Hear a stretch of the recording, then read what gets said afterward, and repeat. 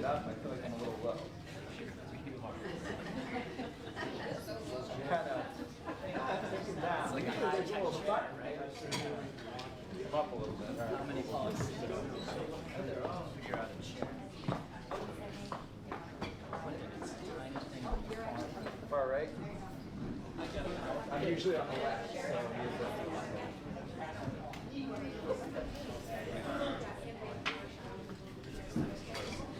Good morning, everybody, and welcome. I'm Leslie Baker from the Webster Democratic Town Committee, and I'll be moderating today with the help of Lisa Mazinski, who is from the Douglastown Democratic Committee and the State Democratic Committee. We'd like to welcome you. Before we do, there's a little housekeeping. If you need a restroom, it is immediately behind the back wall here in our library.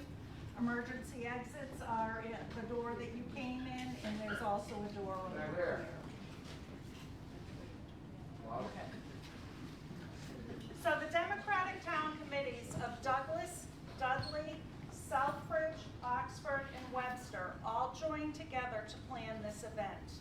We feel very strongly and passionately about Southern Worcester County and wanted residents and voters here to have the opportunity to hear from our statewide candidates. One goal of each of our committees is to have people be more engaged and more informed in the governmental and voting process. So that's what brought us to this morning. We hope that over the course of the program, you gain some information, you learn details about the candidates, and get more ideas about what their agendas are so that you can make an informed decision when it's time to vote. At this time, we'd like to welcome our United States Congressman Jim McGovern to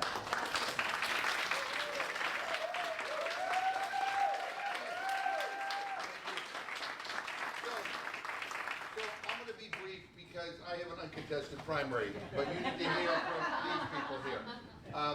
First of all, thank you. Thank all the Democratic Town Committees for putting this together. This is an amazing turnout on a Saturday morning in the summer. And I think it gives me great hope because it tells me that there's energy and intensity on the Democratic side to actually turn out and vote in the right candidates at the local, state, and federal level. Look, I'm in Washington. And it is scarier in person than it is on TV. I just want you to know that. If you would have asked me a few years ago whether I thought we would ever be facing the challenges that we're facing right now, including a challenge to our democracy, I wouldn't believe you if you said we would be faced with what we're faced with right now. But we are. We are. And all of us have to understand that this is the moment where we have to have the greatest sense of purpose and commitment to doing all we can to energize voters and to get people to turn out. All the people behind me, all the Democratic candidates, we all have one thing in common. We put people over politics. We are about fixing problems. We are about solutions. And yes, we are about protecting our democracy. So there's lots of issues that are going to be debated between Democrats and Republicans during this campaign, but at the end of the day, the most important thing you need to understand is that if they win, our democracy loses. I tell people all the time in the House of Representatives, if the Republicans were to take over, it is tantamount to turning the keys of government over to the insurrectionists. I was the last person on the House floor on January 6th. I took over for Speaker Pelosi. When I walked out, I came face to face with this mob trying to not only destroy the Capitol, but destroy our democracy. And I thought, naively at the time, that when everything was over, people would come back and join together in unity and stand up for our country. You know, on September 11th, after we were attacked, Democrats and Republicans came together, stood on the steps of the Capitol, and sang, "God bless America." I thought something like that would happen again. I was wrong. When we came back, after the Capitol was violently attacked, people died that day, Republicans continued to challenge the election. They continued to push the big lie. And in the days and weeks and months afterwards, they have doubled down on embracing the big lie. And here's the thing, what bothers me the most are not the Marjorie Taylor Greens and the Paul Gosars and the Lauren Boeberts. I pray that their families will get together and stage an intervention and get them the help that they need, right? That's not what bothers me the most. What bothers me the most are the Republicans who know better and who are going along because they see somehow that there's political advantage to embracing the big lie. You know, long gone are the days of Republicans like Margaret Chase Smith, the senator from Maine who stood up to Joseph McCarthy, or Ed Brooke here in Massachusetts, who actually stood up and said Richard Nixon has to go, right? Those Republicans no longer exist. So this election, you know, the lines are drawn very clearly. You're either on the side of democracy or you're on the side of the insurrectionists. I don't care what anybody wants to say, how they want to finesse it. That's what it's about. And so we need to turn out Democrats, we need to turn out independents, and we even need to tell our Republican friends that they ought to be with us. Because it's the only way that the Republican Party will kind of go back to the days of arguing about conservative principles versus liberal principles, as opposed to embracing QAnon conspiracy theories. We have some great candidates running here in Massachusetts. We should be proud of each and every one of them. They deserve not only our attention, they deserve our support. Whatever we can do to be wind at their backs, we ought to be there. Because you know what, just because we're Massachusetts, that doesn't mean Republicans can't win, right? We've seen that. We have a Republican governor right now, right? And there are people that will, in the Republican Party here in Massachusetts, has taken a sharp turn to the right. They've embraced Trump. They've embraced Trumpism, QAnon conspiracy theories, you name it. They're dangerous. So this election is important. I'm going to finally say, again, I am so happy that you are here today. I mean, I was like, I'm coming out here. It's a summer, it's a Saturday, it's the morning. To be here, right? You're here. You're here. I mean, I think all of us take great, you feel hopeful and inspired by your presence here. So thank you for caring. Thank you for your activism. Thank you for being born. Because, I mean, you know, these elections here coming up are the most important elections of our lifetime. We say that every year, and everything gets more and more, you know, crazy. It is so important. It is so important that you're engaged. It is so important. So look, thank you for, I represent some of the communities here, some I don't, some I do represent now, but thanks to redistricting, I will probably not. So I'm moving all around the place. But no matter what, I am so grateful to all of you for what you do and for your commitment to being here today. And I thank the candidates for being here as well. It takes a lot of guts to put your name on the ballot and to go before the voters. All of these people are doing that.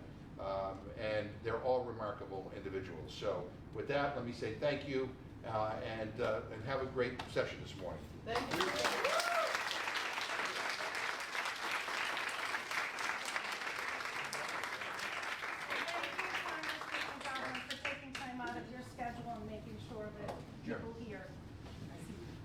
And my friend Paul Colio's here. Before we launch into the rotations with talking with our candidates, Lisa is going to describe what our rules are. Thank you, Leslie. Again, I'm Lisa Mosinski. Thank you so much for being here today. As the congressman said, we really appreciate it, and we know everybody's really busy, and it's summer, but you turned out.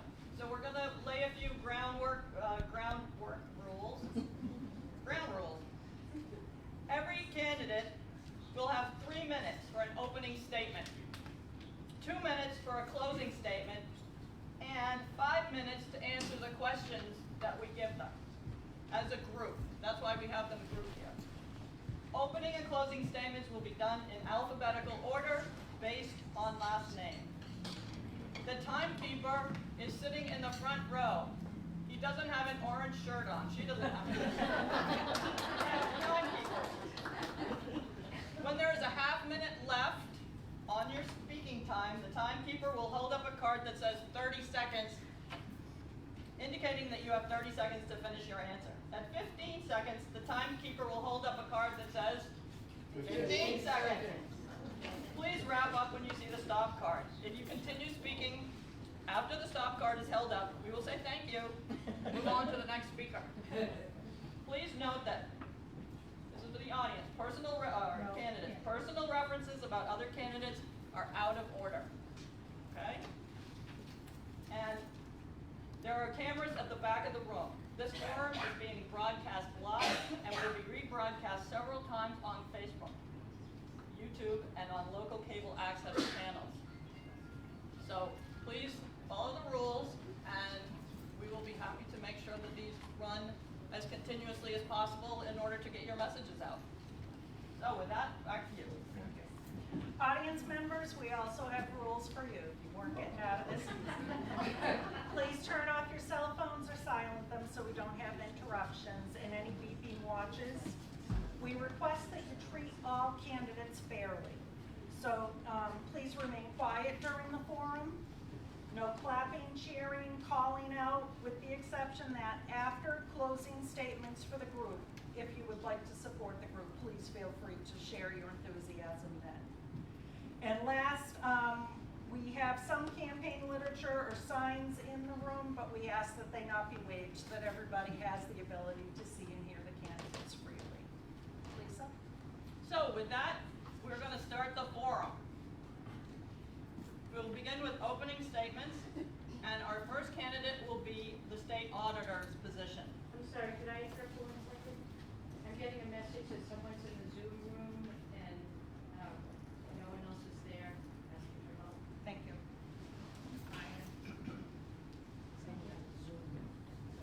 So because of the format I just outlined, we have one candidate here today for the state auditor position.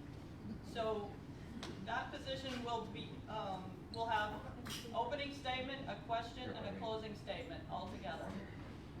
Mr. Dempsey couldn't be here with us today, but we want to introduce Diana DiZoglio. Good job.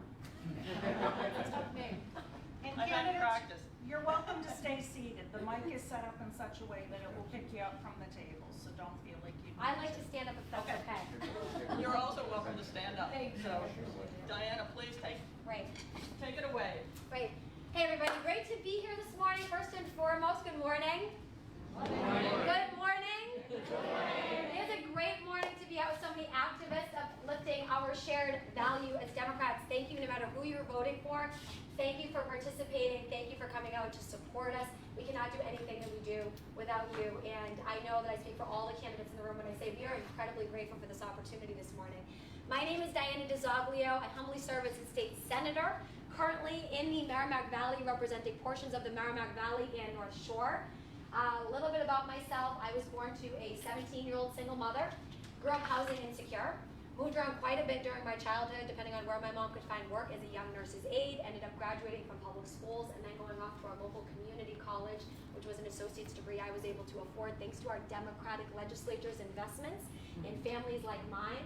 From there, I ended up earning a seat at Wellesley College, but the only reason I was able to attend was because of a full financial need-based scholarship. And I think it's incredibly important to talk about that because it was only due to the investments that others made into my future success that someone like me was able to actually see some future success. And knowing that inspired me to get back to my community in whatever way I could. And since I couldn't do so financially, I went into community service. I worked at a young teen girls home, working with young domestic violence survivors. I worked at Girls Inc., serving in their after-school programs. And I served the United Teen Equality Center, expanding their diversity, equity, and inclusion programming. Simultaneously, through those years, I continued to do what I did to pay my way through college, which was waitress and clean houses. Because as many working families know, we might love our day job, but it does not afford us always with the opportunity to live with a standard of dignity in the communities we're working hard in. It's why I'm such a strong supporter of our labor organizations, and why I'm proud to have the support of the Mass Teachers Association, the Mass Nurses Association, the Professional Firefighters of Massachusetts, the AFL-CIO, and Emily's List. But friends, it is during that time, actually, that I actually found out a lot about state government. I got a job working in the House of Representatives. I was sexually harassed during that time, and I was actually forced out the door and required to sign a taxpayer-funded non-disclosure agreement meant to keep me quiet. I didn't let them get rid of me. I didn't let them keep me quiet, and I didn't leave state government like they told me to do. I instead ran for state rep myself and became the youngest woman serving in the House of Representatives at that time. Friends, when I got elected, I knew it was my responsibility to fight like hell for other working families in our communities who have also been dismissed, ignored, or disenfranchised from a system in state government that's still not working for all of us the way that it could and the way that it should. I've been a leader on transparency, accountability, and equity issues. As a state senator, that's the work that I'll take with me to the auditor's office, helping to make sure that we have a state government that works for all of us, regardless of our family background, bank balance, or our zip code. I'm Diana DeZabrio. I hope to earn your support, and I'm looking forward to this question. I'm your teller.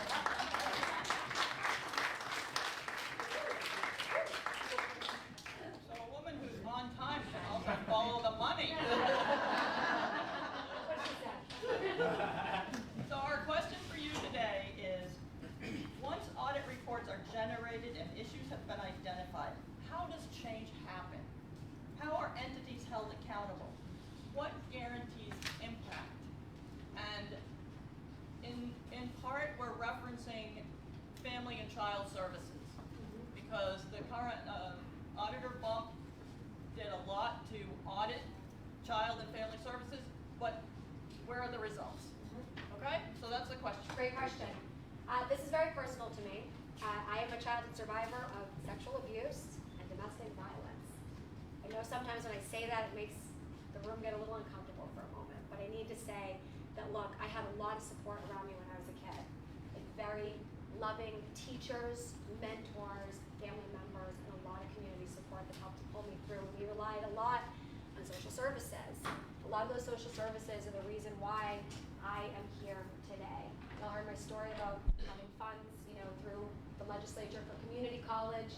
It was also public school. It was also, community supports through programming to help assist with housing, to put food on the table. It was all of those things put together. We know the phrase, it takes a village, right? So this is incredibly important to me. It's one of the reasons why, and I didn't get to say it during my 3-minute speech, but it's one of the reasons why I had that focus to go work in that teen girls home, to go work at Girls Inc. in their after-school program, to work at the United Teen Equality Center. So I thank you for the focus on the child and family services. Look, when I was growing up and I was housing insecure because of my own family circumstances. But now we see families who are working 2, 3, 4 jobs. We have seniors and disabled living on fixed incomes who still can't afford to live in the Commonwealth of Massachusetts. And it's not because they were born to a teen mom. It's because we're in the middle of a housing crisis, and a crisis for our working families where they're not able to access the supports that they need across the board. Now the auditor shines a light on where we need to make change and helps to expose in state government, in these state agencies, where there are shortfalls, where there are gaps in the system, not just financially. She does quantitative audits. Obviously, you hear the word auditor and everyone immediately goes to financial audits. She also does qualitative audits to find out how these departments are operating, to make sure that they're operating at their highest efficiency level. And the auditor did do a great report at PEC. This is part of my 17-point social justice and equity audit plan that you can find on my website, dianaforma.com. But in my social justice and equity audit plan, part of what I talk about in there is auditing EEC and doing follow-up audits.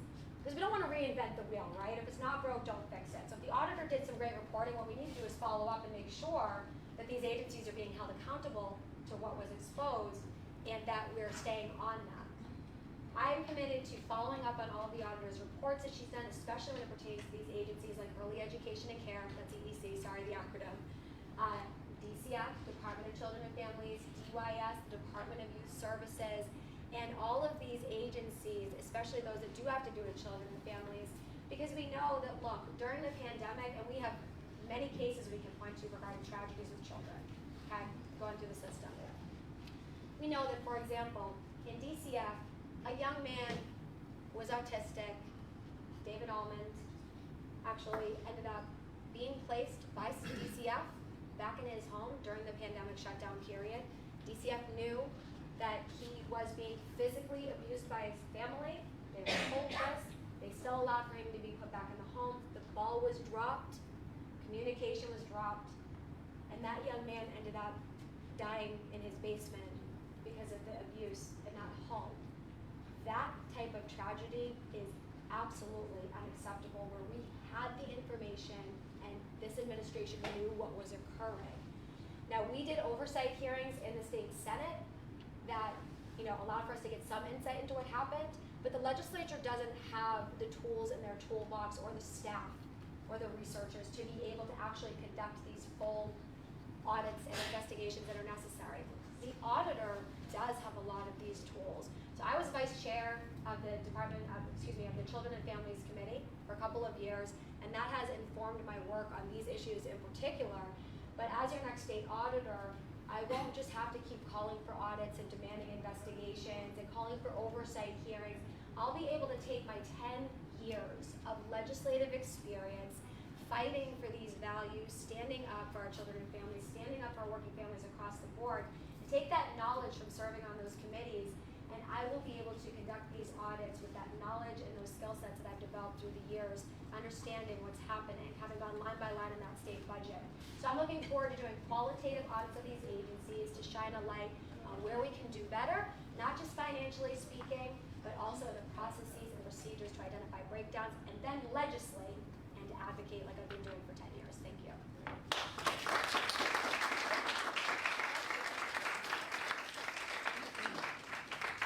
Thank you for that answer, Diane, and so now you have your closing statements. So you still have the floor. So, friends, lastly, I just want to say thank you so much again for having us here. Diana DiZoglio, if you forget the name, or your friends forget the name, just tell them the Italian woman from Methuen. It's a tough name, we know. But it's not a name that's easily recognizable. I'm the only Diana DiZoglio I've ever met. I want to thank you all for coming on, taking time. I want to thank the great elected officials, and I know Congressman McGovern isn't in the room anymore, but he's been a tremendous leader for this area. I'm so grateful for his work and getting to partner with him and other members of our federal delegation through the years in my role as state senator.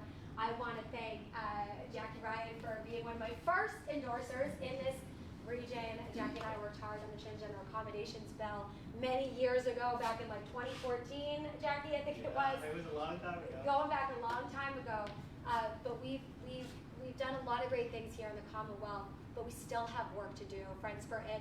As forward-thinking as we really are here in the state of Massachusetts, we continue to be ranked by almost every single good government group as the least transparent and least accessible state government in the entire nation. We're not subject to public records laws. Our committee votes don't need to be made public to those we serve. Taxpayer-funded NDAs, like the one forced on me, continue to be able to silence government workers and cover up for the misdeeds of powerful politicians and others across state agencies. And power has been centralized in the hands of few. We have a lot of work to do to open up the democratic process to everyone, again, to all working families. I am the only candidate in this race committed to conducting an audit of the legislature, auditing and investigating the abuse of these NDAs, and doing a safety audit of the MBTA, which I know we desperately need the transportation. So once again, I'm super grateful to be here. Please check out my website, dianaforma.com. I humbly and respectfully ask for your vote. I can't do this without you. Thank you so much, and please spread the word.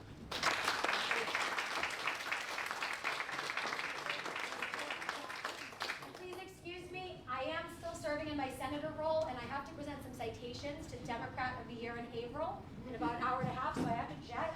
Thank you so much for the cards at the door. Thank you.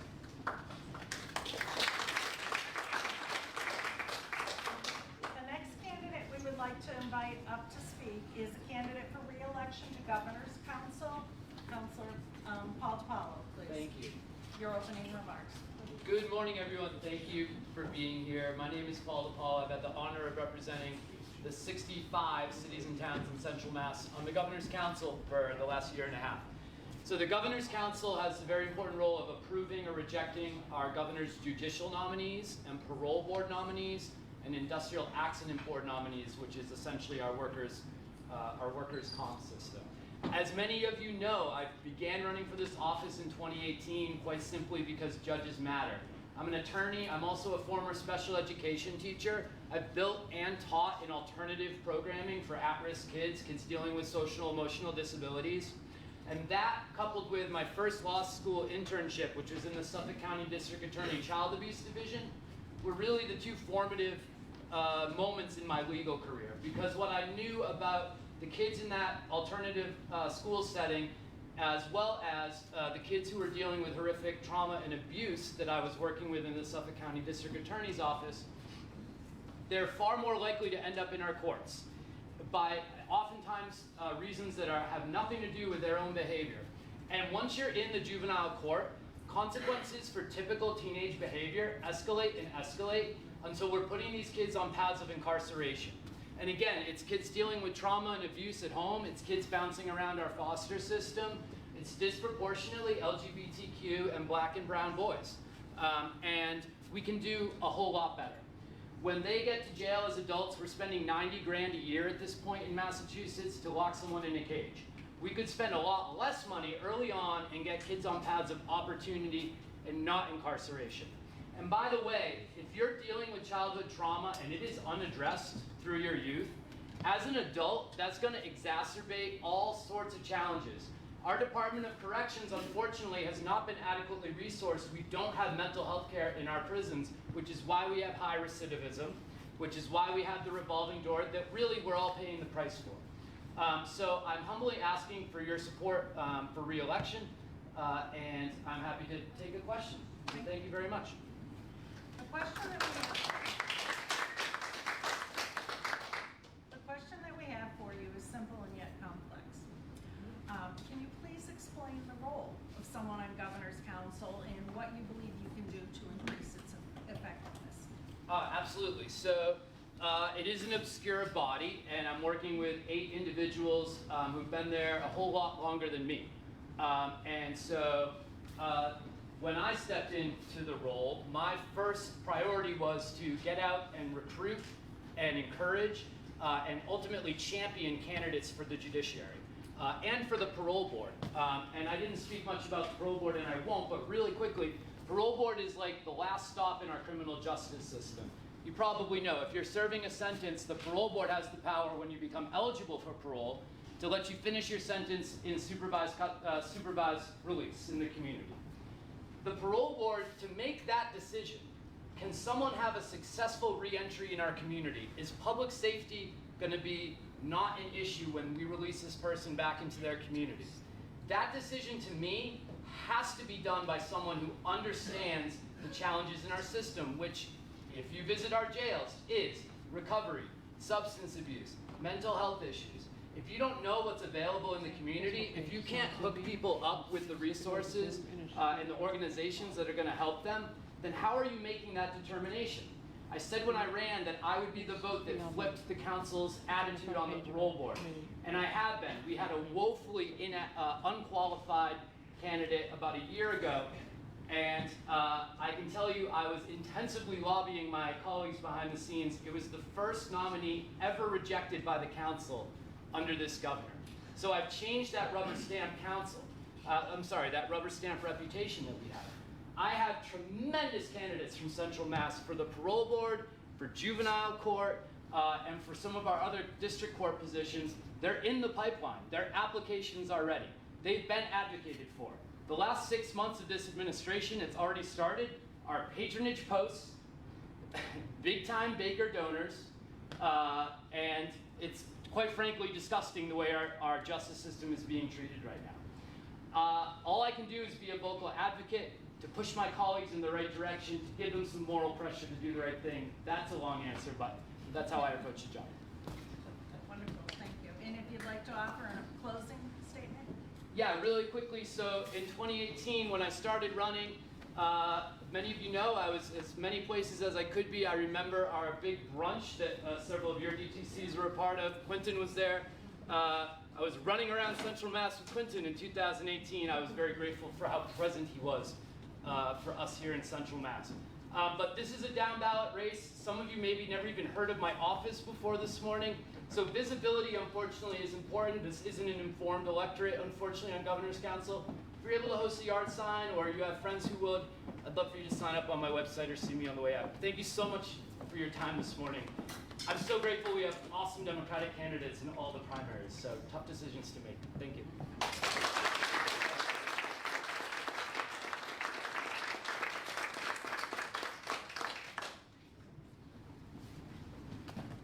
call. So as we continue, and just in the nick of time, impeccably close, we have our candidate for Secretary of State who has agreed to participate. So this is candidate Tanisha Sullivan. And Tanisha, you're welcome to stay at the table or come up and address the crowd. And you have 2 minutes for an opening statement. Great, excellent. 3 minutes, and your timer is right here. Hello. Thank you. Rena. Good morning, everyone. It's wonderful to see you today. Thank you for convening. I am Tanisha Sullivan. I'm running for Secretary of State. This is the office that I believe really can and should be our chief democracy office here in Massachusetts, at a time when democracy is definitely on the line. We here in Massachusetts, I believe, have an important role to play in ensuring that we're not only protecting our democracy right now, but that we are working diligently to advance our democracy. Here in Massachusetts, we have an opportunity to not only work to increase voter participation and ensure that we have safe and secure elections that all of us can trust, but we also have an opportunity to ensure that we have the most transparent government here in Massachusetts. Today, we're the least transparent in the country. We have an opportunity here in this moment to help address the real issue of economic inequality that is impacting far too many families across Massachusetts. The Secretary of State, friends, is the Chief Elections Officer. The Secretary of State is the Chief Information Officer. And the Secretary of State is the Chief Corporations Officer. And so has an important role to play in ensuring that in each of those areas, we are doing the work necessary to ensure that we're leaving no one behind at this critical moment, but also to ensure that we are doing all we can to really be a beacon for the rest of the nation at a very troubling time. I am a practicing attorney. I'm in my 20th year of corporate legal practice, representing both small companies and large corporations. I am also a civil rights advocate as a volunteer, much like many of you, doing my part to help ensure that we are strengthening our communities and taking care of our neighbors. I believe at this moment in our democracy, we all have to do a little bit more. We are at a critical inflection point, and I believe that Massachusetts has a critical role to play while the rest of the nation is fighting back.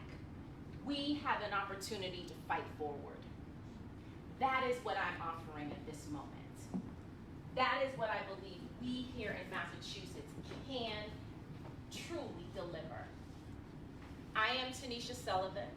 I'm running for Secretary of State. Elections and voter participation, information and transparency, corporations and economic opportunity. Thank you.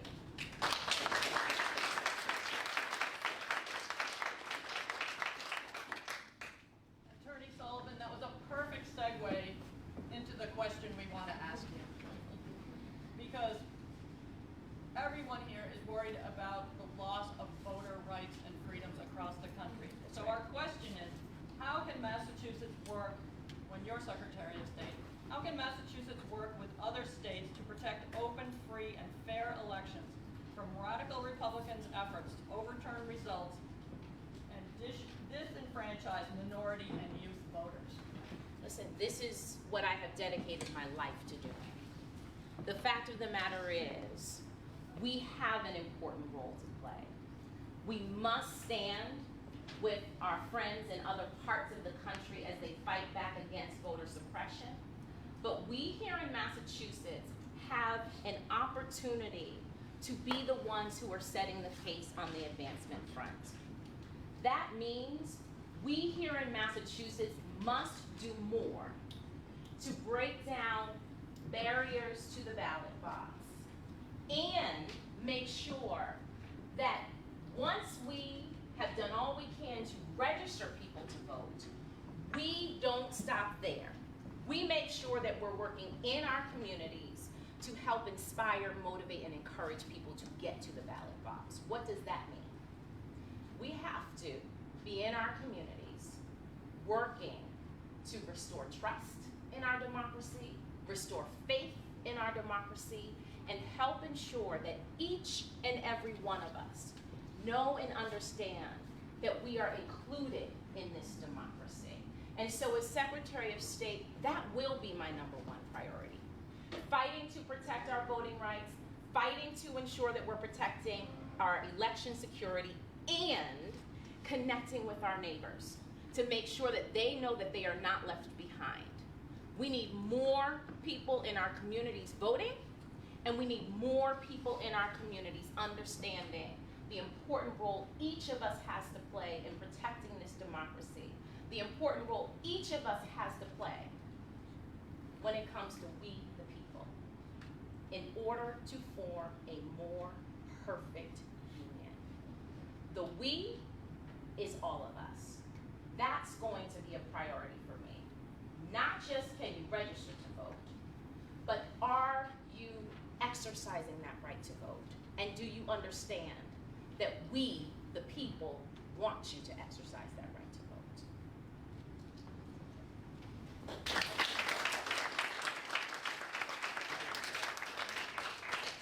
2 minutes for a closing statement. Thank you. Democracy is on the line. And we here in Massachusetts, we've enjoyed some comfort when it comes to this fight, this battle that is raging. We've been fortunate, friends. But it's important for us to remember that we are the birthplace of this democracy. We are the ones who said, this American experiment can work. We're gonna fight for it to work. And so it is so very important that at this moment, when all that we have fought for is truly on the line, we are in an ideological civil war today. The nation needs us to rise up and to say, we are here, we are the patriots, and we will help to lead this nation forward. We still believe in this democracy. We still have hope in this democracy. We still have faith in the people who make up this democracy. And Massachusetts will be a beacon. I'm running for Secretary of State here in the Commonwealth of Massachusetts. I ask for your vote on or before September 6th. Thank you so very much for welcoming me this morning.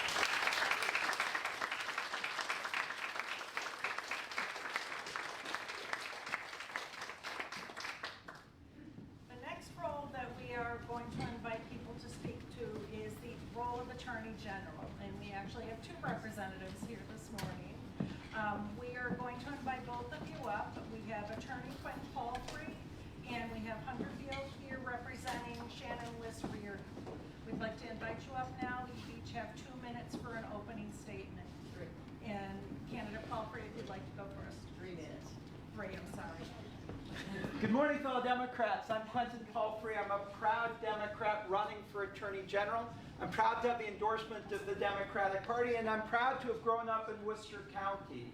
And as somebody who grew up in Worcester County, I know what we all know, which is that sometimes Beacon Hill forgets that the rest of the state exists. And I promise you that if I'm your Attorney General, I'm going to be connected to the whole state and particularly to this area. I'm a former Assistant Attorney General, and as an Assistant Attorney General, I've seen firsthand how much impact the people's lawyer can have on communities all across Massachusetts. When Trump was in office, it was inspiring to see the AG fight back again and again and again against a corrupt and immoral administration. But now more than ever, with our fundamental rights under attack in the US Supreme Court, with our democracy literally under attack, Massachusetts needs to lead on the really big challenges we face. racial injustice, the climate crisis, attacks on our democracy, attacks on abortion rights and LGBTQ rights, student loan debt and gun violence, housing costs. We have a lot of work to do. I was the first chief of the healthcare division in the Attorney General's office and the AG at the time that we were implementing Massachusetts health reform. We sued some big insurance companies that were lying to Massachusetts residents, denying them cancer treatments, and we kicked them out of Massachusetts. And that's a good example of something that the Attorney General can do, like suing Purdue Pharma and the Sackler family, whose lies brought us the opioid crisis that's been so devastating here in central Massachusetts. The AG can also play a big role in building an economy that works for everyone. I had the great honor to serve in the White House under President Barack Obama. I was senior advisor for jobs and competitiveness. I went back into the federal government on day one of the Biden administration. I led a team of several hundred lawyers and helped to launch the Build Back Better agenda. Right now, the economy doesn't work for most people. It works for the very rich and for large corporations. We need to fight against those special interests. We need to stand up for workers. We need to ask those at the very top to pay a little bit more so that we can invest in transportation and in education, because our trains shouldn't be on fire, and where you live and the color of your skin shouldn't determine what kind of education your children get. As AG, I'm going to stand up against special interests. I'm going to fight against the climate crisis and try to build an economy that works for everyone. I'm really honored to be here with you today to talk about the important role that the People's Lawyer can play right here in central Massachusetts. Thank you.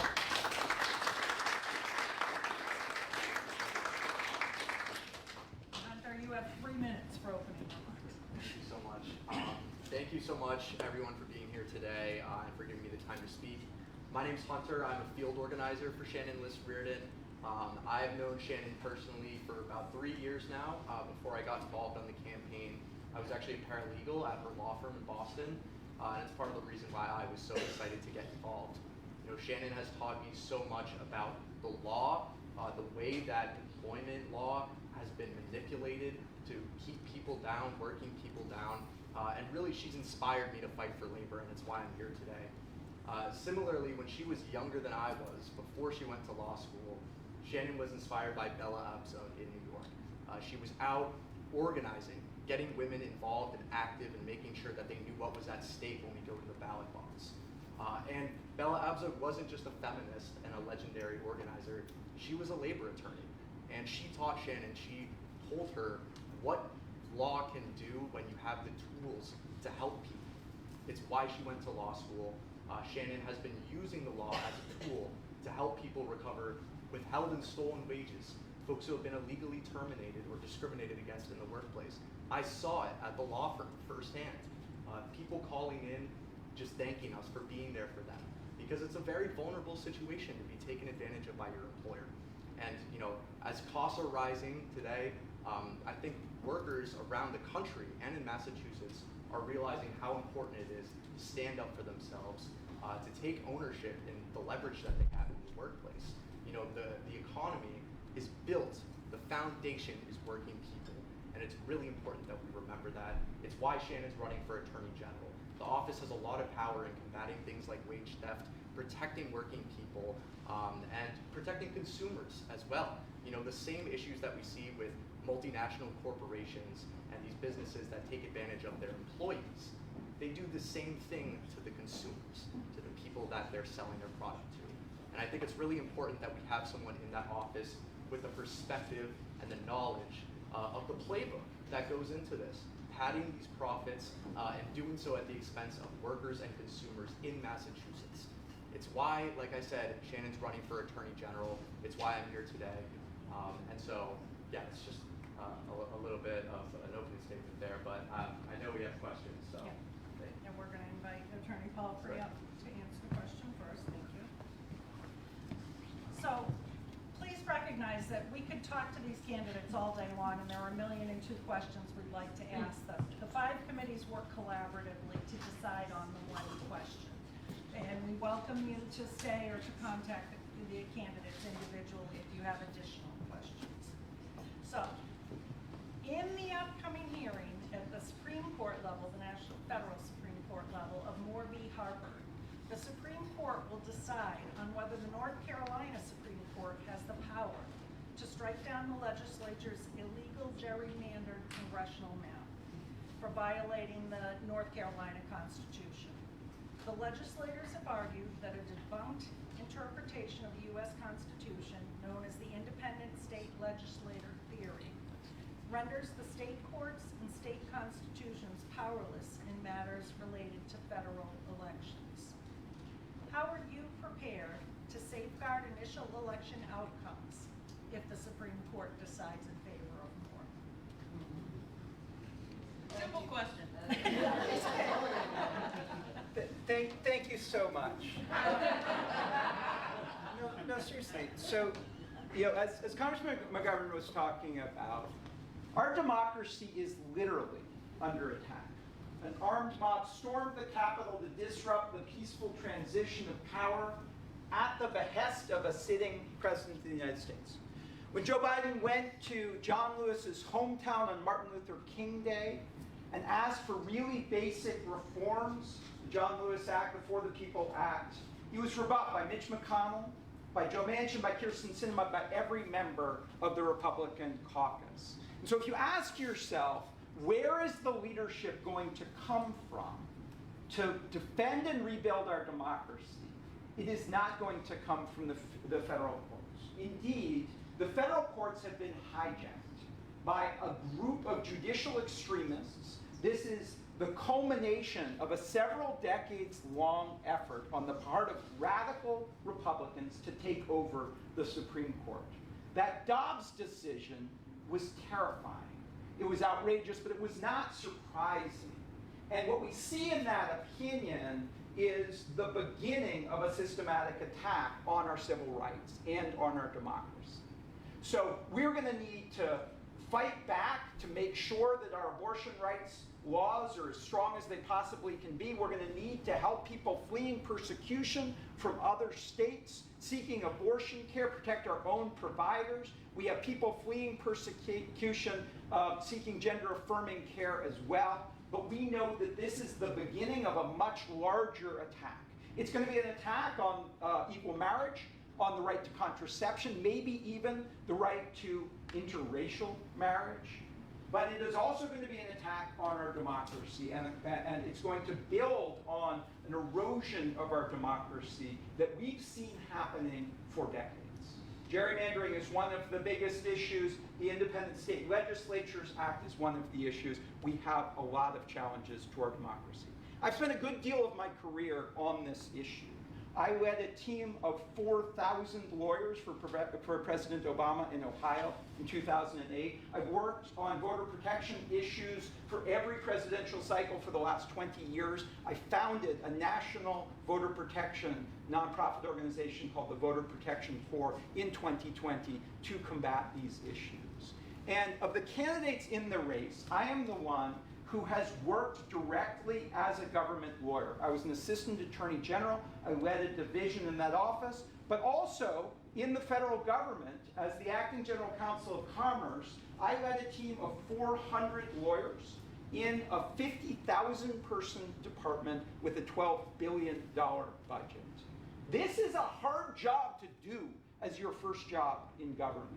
Historically, we've often had people who have been in the Attorney General's office or in the District Attorney's office. And of the three candidates in the race, I'm the only one who has been in the Attorney General's office or has ever led government lawyers who do this kind of work.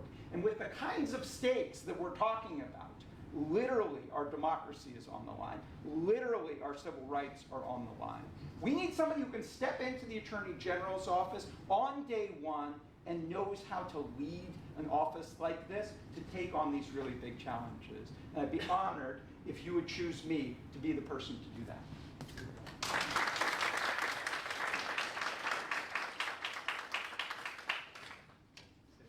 If you'd like me to repeat the question. Well, I think I remember the gist? most of Okay. it. Yeah. And of course, I am not Shannon. I'm sure she would give a much better, more precise answer on this. What I can say is that Obviously, the Supreme Court is out of control at this point, but it's not necessarily unprecedented. And I think that when we look back in history, there's a history of the Supreme Court making terrible decisions. This is something, the language of some of these decisions going back just 100 years, it's terrible. And it's something that is happening right now. I don't mean to downplay that at all.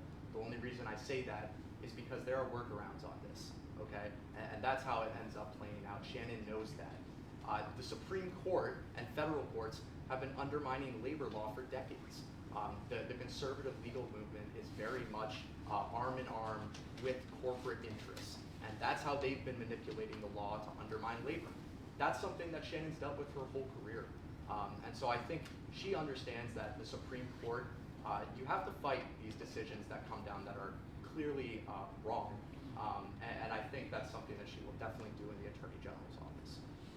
So, yeah, that's specifically.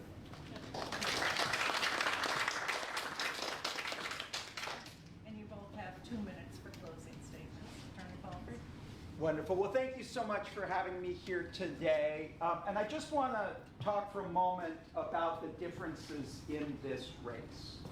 So we're used to Democratic primaries where people basically agree on the issues. That's not this race. There are very big differences on single-payer health care, on safe injection sites, on what to do about charter schools, about fare free transit, about police accountability, about rent control. But the biggest difference in this election is the question of clean elections, right? So we've seen since Citizens United, corporate money flowing into our elections. If we want a candidate, if we want an attorney general who will stand up against corporate special interests, you cannot also have that money flowing into our elections.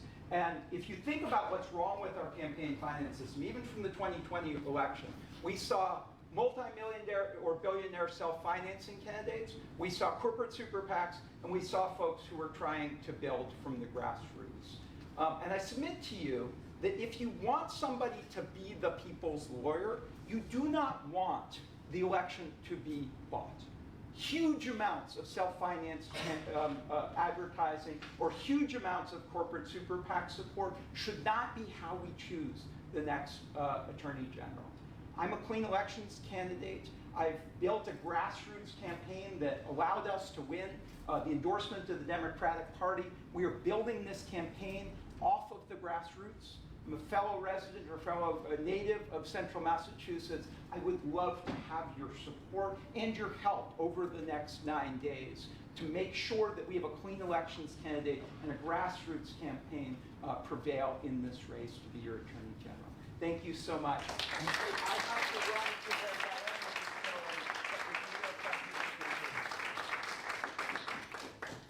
Hunter, 2 minutes for closing statements.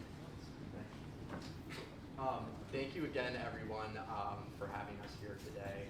I really appreciate the time. I wish that Shannon could be here herself to speak with you all. In part, the reason why she can't be here, we are incredibly thrilled to have recently been endorsed by Senator Elizabeth Warren. Elizabeth Warren, she recognizes what Shannon is, who she is, and what she stands for. She is a progressive leader. She stands for working families. We've been out on the campaign trail, knocking thousands of doors, making phone calls, speaking with voters, talking with them, and listening to their concerns.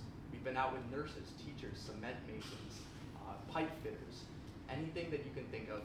Working people understand what is at stake here. When we look at income inequality across the nation and in Massachusetts, so many of these issues stem from the wages that folks earn or are not paid. That's why Shannon's running for Attorney General. She has the tools, the experience to protect people in Massachusetts and ensure that everyone is treated with dignity and respect in the workplace. We're just over a week out from the election. It's incredibly exciting, and we think this is going to be a close race. We would very much appreciate anyone who's interested in joining our team. We have events all across the state at this point, and so it would be a pleasure to have you join us. Help us elect a progressive leader, a labor attorney, who at a time when the labor movement across this country is gaining momentum, people understand what is at stake here. Massachusetts can help lead on that front. That's why I'm here again today, and so thank you again so much for your time. We We very much appreciate your support.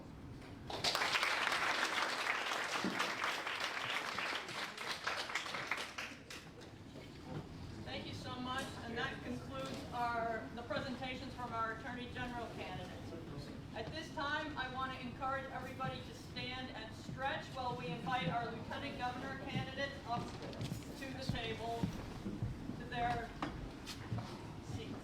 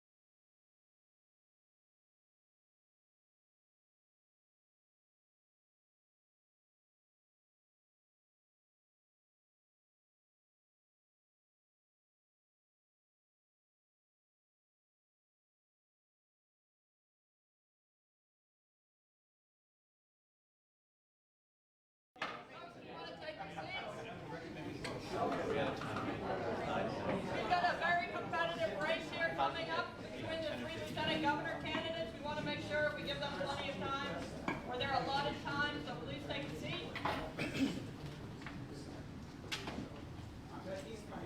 You know these Democrats, they can talk all day.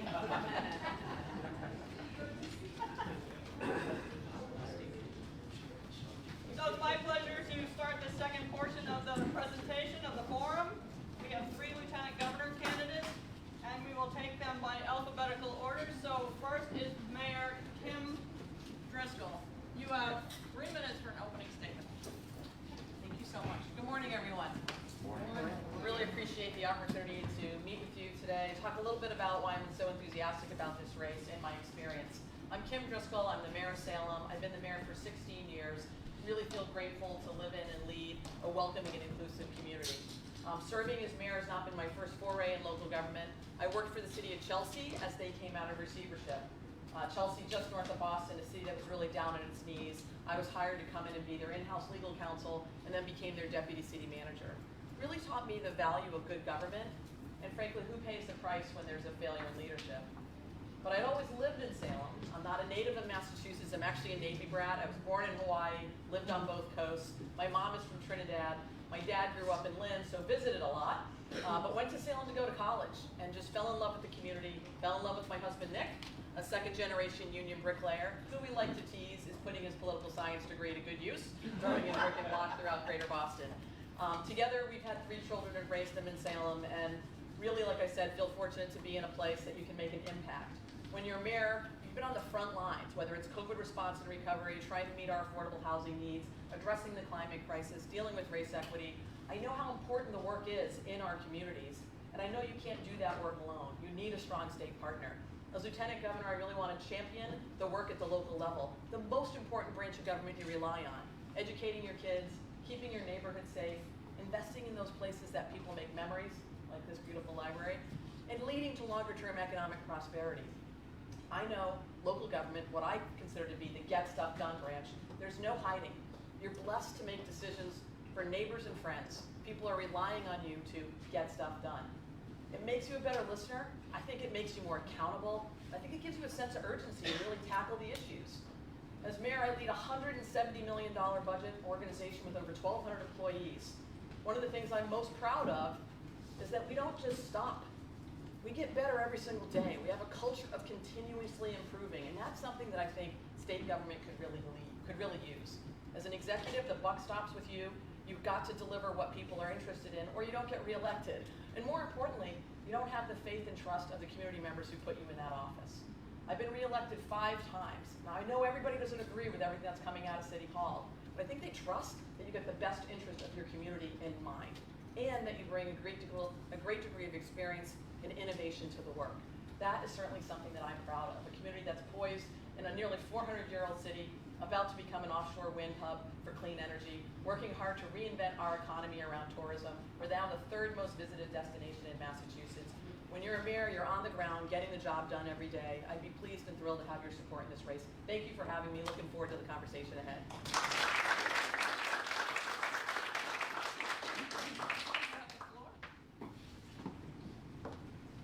Hi everybody, thank you for the opportunity to be here. I'm Tammy Govea, State Representative, and I'm a doctor of public health. And I'm running for Lieutenant Governor because I believe that we deserve leaders in the corner office who are putting our health, our well-being, and our dignity at the center of the ways that we are tackling the big issues that we are facing. I grew up in the city of Lowell, and I was very lucky that my grandfather was in the Carpenters Union. I firmly believe that I have the opportunities I have because of that solid economic footing that he was able to establish for my family. My parents bought a 2-family home. They rented out the upstairs apartment. That allowed us to weather the economic storms of the 70s and the 80s. But that was not the case for so many of my neighbors and classmates and friends who suffered the indignities of financial insecurity and intergenerational poverty and structural racism. And so while those were not my own experiences, they instilled in me a deep sense of empathy and a desire to give back.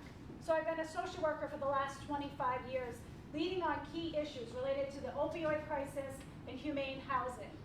Along the way, I became a single mom to my 2 kids who are now 21 and 18. And I suffered the indignities that I saw while growing up, figuring out how to steal from Peter to pay Paul because I was underinsured and carried medical debt.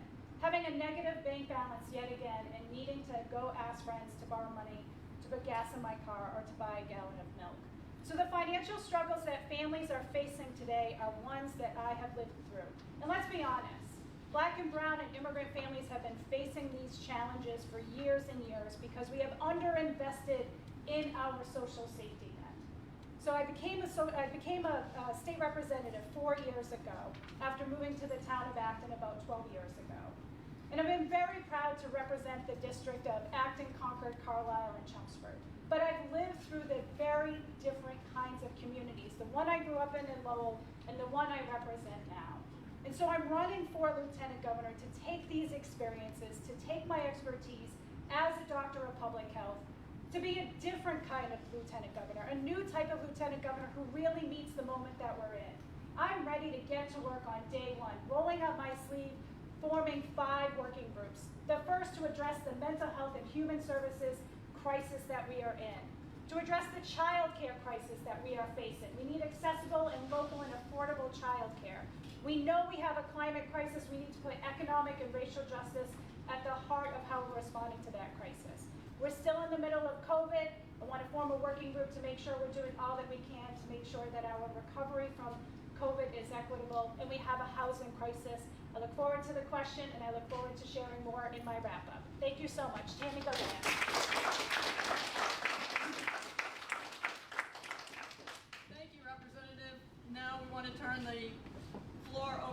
Senator Lesser. I know I'm the very last person, so I'll try to be quick. I just want to thank Webster for the invitation and all of the surrounding DTCs. Want to acknowledge Rep. Kolyos. It's great to see you and your family. My name is Eric Lesser. I'm a state senator from the greater Springfield area. I live in the town of Long Meadow, about 50 minutes or so west of here. I represent 2 cities, Springfield and Chicopee, as well as 7 towns along the Ludlow and Chicopee rivers. I have some of the densest urban communities in Massachusetts that I represent. I also represent a town without a stoplight. And I am the only candidate on the Democratic primary ballot for any office, governor, lieutenant governor, auditor, secretary of state, attorney general, treasurer, who is from outside 495.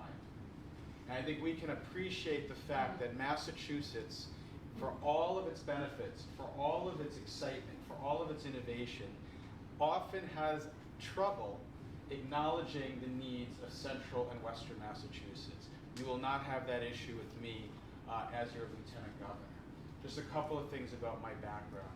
I want to ask quickly how many people in the room, either themselves, their family members, a friend, a classmate, has suffered from addiction. At the height of the opioid crisis, I worked hand in hand with Attorney General Healy to write a new bulk purchasing program for Narcan. It brought the price of Narcan down by more than 2/3, getting it into the hands of thousands of police officers, EMTs, and first responders, saving hundreds of lives. We know this region, like my region in the Pioneer Valley, was a center for manufacturing. We also know our state shifted resources and attention away from vocational education and career and technical education. I pledge as Lieutenant Governor to close the wait list at our Voc schools, help create thousands of jobs, and invest in manufacturing. And finally, an issue that I've been working on for 8 years, and I want to acknowledge Congressman McGovern, who is just here, is connecting our state by high-speed east-west rail, from Pittsfield through Springfield, through Worcester to Boston. Now, I think we know why this would be transformative for our region of Massachusetts. It would take thousands of cars off the road, tackling climate change. It would connect people to housing that they can afford, that's transit-oriented and that is resilient and is good for the climate. And it would create thousands and thousands of really high-quality jobs, especially in areas like ours that frankly have been left out of the life sciences and tech boom we've seen in certain zip codes. And the project can happen. Jim McGovern, Richie Neal, Elizabeth Warren, Ed Markey did a great job securing money in the Biden infrastructure bill. The Baker administration hasn't moved that money back into the state yet. Governor Healy and Lieutenant Governor Lesser will get the shovels in the ground. Thank you.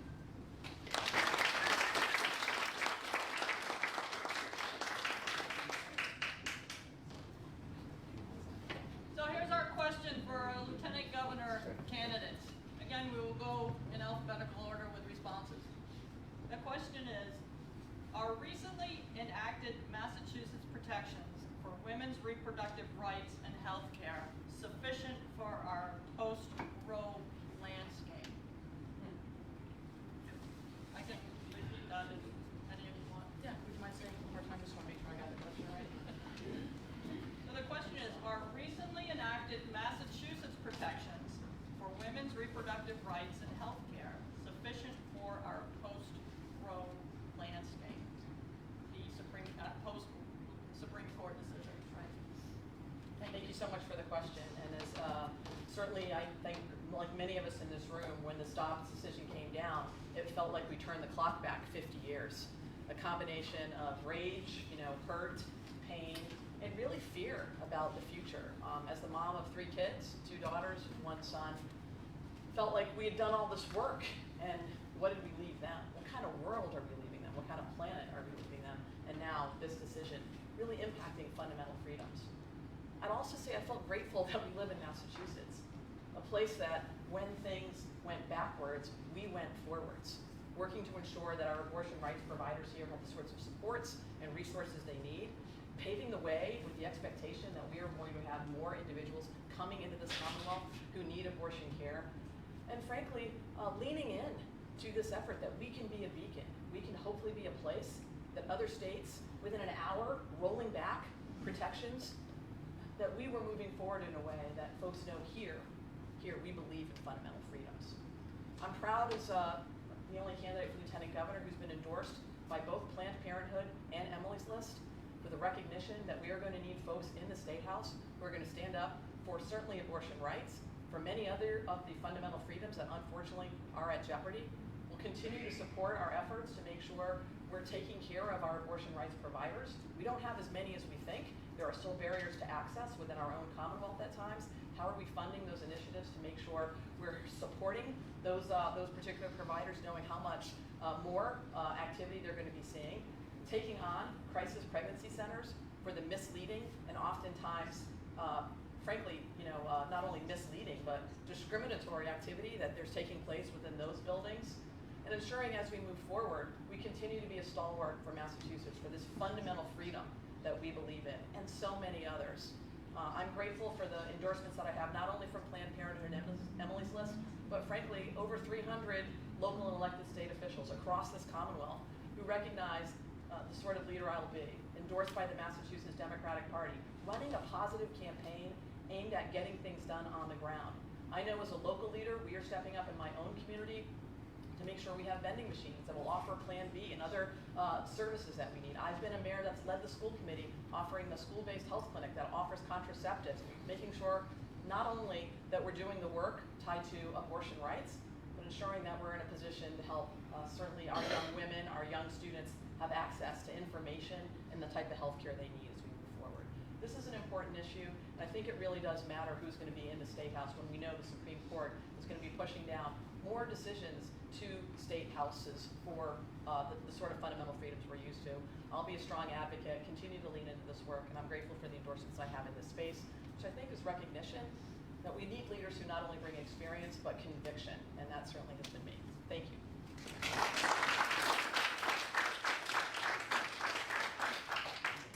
Thank you for this question. I really appreciate it. So within several days after Donald Trump got elected, I got to work and I formed the Massachusetts chapter of the Women's March, getting 10,000 people down to DC. Why? Because I could see, as many of you who joined us in either that march or local marches understood, that the fundamental threats coming at us were imminent. And we have seen that happen repeatedly. Whether you're talking about reproductive rights, you're talking about racial justice, you're talking about immigrants' rights, or disability rights. Those threats have been on the table for the last 5+ years with the Trump administration. And now, with the Supreme Court that is handing out these decisions that are really threatening so many of the areas where we have made tremendous progress. But the reason why I like this question is because reproductive justice touches on so many other issues beyond just healthcare and what happens between yourself and your healthcare provider or yourself and your partner. It has to do with economic justice. We know that when we have income equality, that women and LGBTQ folks have greater access to resources, including reproductive health care, including housing, jobs, education, and other opportunities. So the way to address the threats that are going to continue to come at us is to make sure that our economy is fair, is strong, and is working for everybody. That is why those 5 working groups that I want to form really contribute to reproductive justice, because if you don't have good mental health care, if you don't have good mental health stability, you are not necessarily making the healthiest decisions. You're not able to show up for your children who might need you, who might have a question for you about how their body works, about safe sex, about how to engage in healthy, intimate relationships. So that's really important, making sure that we are addressing mental health with an eye towards that. Childcare. If we don't have access to affordable, accessible childcare, women and LGBTQ folks can't go to work. They can't go get those jobs. That means that they are then oftentimes stuck in relationships where domestic violence is occurring, keeping people locked in and away from opportunities that they would want to otherwise pursue. So that's why I like this question around reproductive justice and options and choices, because I fundamentally believe that every person has the right to bodily autonomy. And I'd like to ask this question, and I hope that it's not a trigger for anybody here. But when I ask people, have you ever been touched without your consent? Repeatedly, the answer, mostly from white men in particular, is no. What are you talking about? when I ask a person of color, when I ask a disabled person, a woman, an LGBT person, they all say over and over again, yes, it happens all the time. So we have some real basic issues right here in the state of Massachusetts. We have to get the Healthy Youth Act passed. We have to get the wage theft prevention bill passed. We have to get economic justice policies in real earnest here. We have to pass the Fair Share Amendment so that we have the consistent investments to invest in our education system, in our transportation system. So that's why I love this question, because you can just really see the interconnectedness of so many different areas of policy making. It's why over 4 months ago, I released my Declaration of Rights for equitable health and well-being and dignity, to make sure that we are addressing all the areas that impact our health and our ability to show up in our communities and bring our full selves, to show up to work, to show up to school, to show up to our faith institutions and to our governmental institutions. So that's how I think about this issue. And you know, the states are going to have, I think he needs time, the states are going to have a lot more responsibility, and we need you to hold elected officials accountable. That's why I'm asking you to join us in this race, because I'm running to be a different type of lieutenant governor who's looking at how all of these issues are interrelated. So I thank you, and I'll yield my extra time.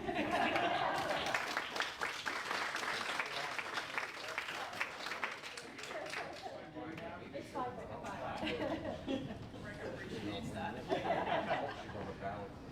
Appreciate everybody's patience and going through as the last speaker. So this is an incredibly urgent issue, arguably one of, if not the most urgent issue facing us right now. Just a little bit of context about the work we have done and that I have done in the legislature around reproductive rights and abortion access. I was proud to be the second #2 co-sponsor and co-author of the Roe Act. Our neighbor, Harriet Chandler from Worcester, was the primary author and champion of that act, and she has endorsed me and said that I'm the one to help make sure that we are protecting reproductive rights and abortion access in Massachusetts. At the time when we were working on the Roe Act, a lot of people said, oh, we don't need it, Massachusetts, this isn't an issue in Massachusetts, oh, it's overkill, oh, you're scaremongering people saying that Roe is going to get overturned. Imagine how we would be feeling in Massachusetts right now if we hadn't done that legislation back in 2020. And by the way, Governor Baker vetoed it. And a lot of people, a lot of legislators said, oh, he vetoed it, let it go, we'll work on it another time.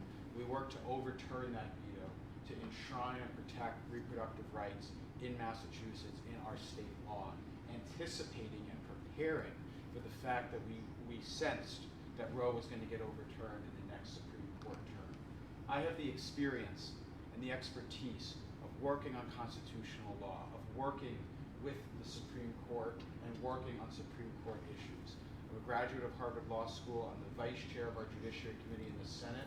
And when I worked for President Obama, I worked on 2 Supreme Court nominations, for Elena Kagan and for Sonia Sotomayor. I wish we could duplicate them right now. But this is going to be an issue that does not go away. The age of the justices, the makeup of the justices, and it's not going to be limited to reproductive rights. They have said it in their decisions that they are going to chip away at substantive due process, which includes interracial marriage, which includes gay marriage, which includes many of the rights that we have frankly now taken for granted in Massachusetts for a very long time. So here's a few very specific things we need to do. As Lieutenant Governor, I will work with Governor Healy to get a constitutional amendment passed enshrining reproductive rights in the Massachusetts Constitution, right alongside the freedom of assembly, freedom of religion, and the other rights outlined in our Constitution. Why is this important? Well, many of our peer states, Vermont, New York, California, are working on similar initiatives.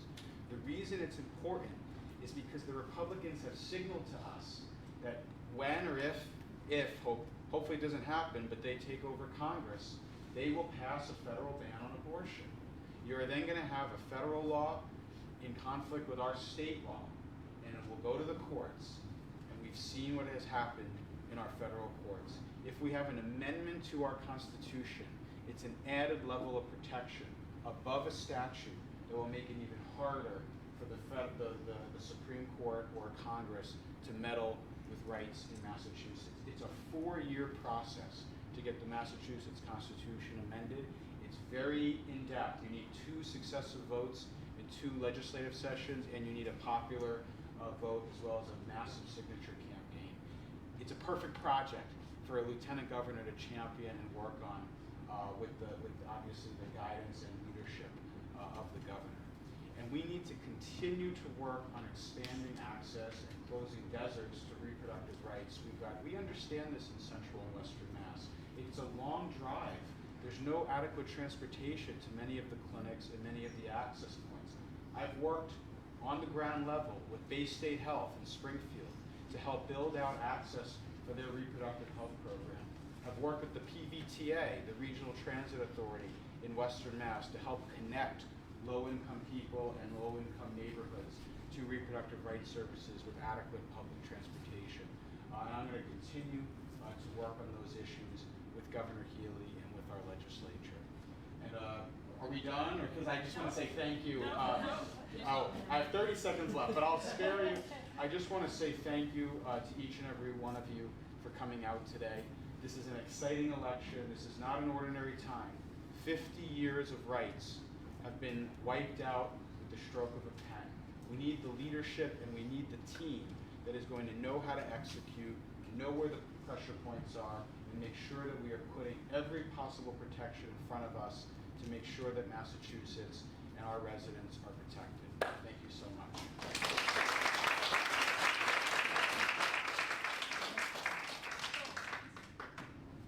Folks, as an audience, you've been incredibly gracious, but we still have closing remarks from each of our candidates. So please hang in there, and then we'll have a few remarks to conclude.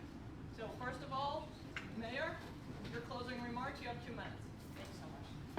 Thanks everyone for being here, for giving us a chance to introduce ourselves and share a little bit more about why we think we'll be the best suited to serve as the next Lieutenant Governor. I do feel like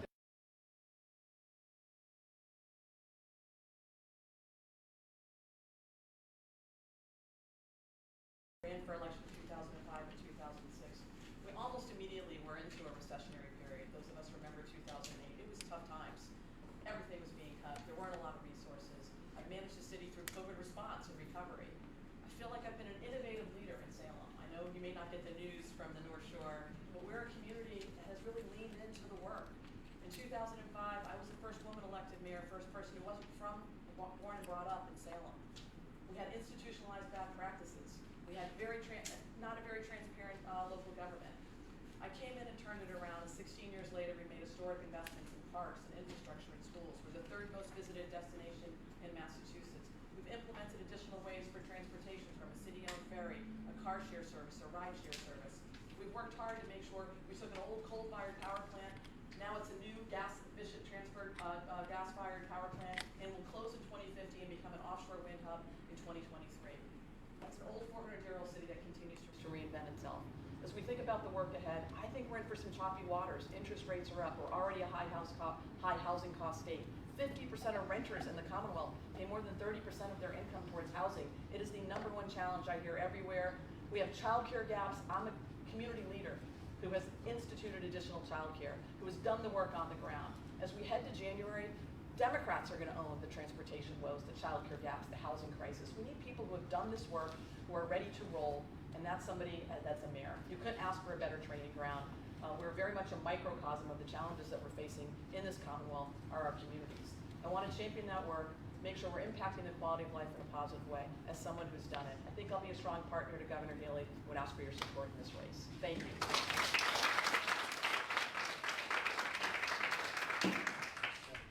Thank you, everybody. It's really been a privilege to spend the morning with you. I'm Tammy Govea, running for Lieutenant Governor. I'm really running to be a different type of Lieutenant Governor, to get to work on day one, working with all of you, working with our community leaders, but also everyday people, to get at the root causes of the big issues we're facing. You know, we talk about the housing crisis, but we can't just build our way out of the housing crisis if the housing that we're building is being gobbled up by people who can afford to put over 100,000 over asking and waive inspection. Housing is getting gobbled up by people who don't even live in Massachusetts or even the country. So we have to get at the root causes of what's really keeping people locked out of being able to downsize or get into their first home or to be able to stay in their community by renting an apartment in their own neighborhood. I want to get to work on that issue on day one. We can't just build our way out of it. We have a mental health crisis and a human services crisis. I talk to people over and over again. I've been in this race for 15 months, traveling across the state.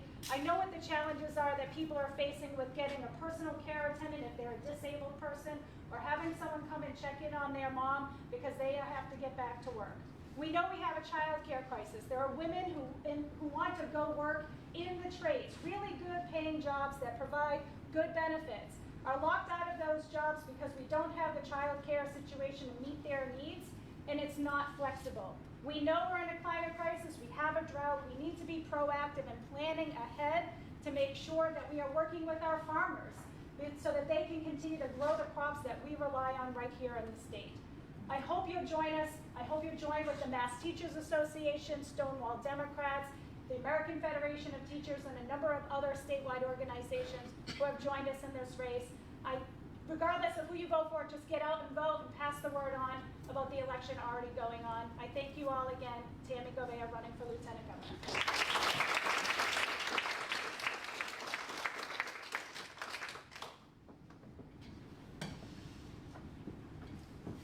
Thank you so much. This has really been an incredible forum. Beautiful library, by the way. And I just want to, again, close by saying this is very high stakes for Central Mass and Western Mass. As I pointed out, I'm the only candidate for any office statewide that's from a region outside of Metro Boston. It is very important that our tickets have balance by geography. Our successful governors have understood that. Charlie Baker with Karen Polito from Shrewsbury, Deval Patrick with Tim Murray from Worcester, Paul Salucci with Jane Swift from Williamstown. We know the recipe if we're not intentional about giving balance to our state government. It's Central Mass, it's Western Mass, it's the Cape, it's the South Coast, Southeastern Mass getting locked out of decision making. I've spent 8 years doing that long drive back and forth from my home community where I grew up and where I'm raising my family to the State House in Beacon Hill. A lot of people I work with are fantastic people, but they have never once been to our neck of the woods. You won't have to worry about that with me. And by the way, the trip back and forth will be a train soon enough. We will get it done. And so I just want to close by asking for your support, asking for your vote. We are in very challenging times in the state. It's getting harder and harder to afford to live here.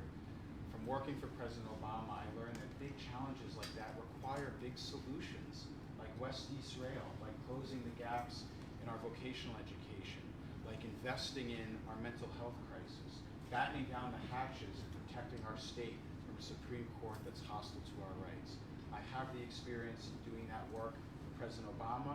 I have the experience doing that in my hometown where I grew up, and I'm excited to do that with Governor Healy. Thank you so much, and I really appreciate the opportunity to be here this morning.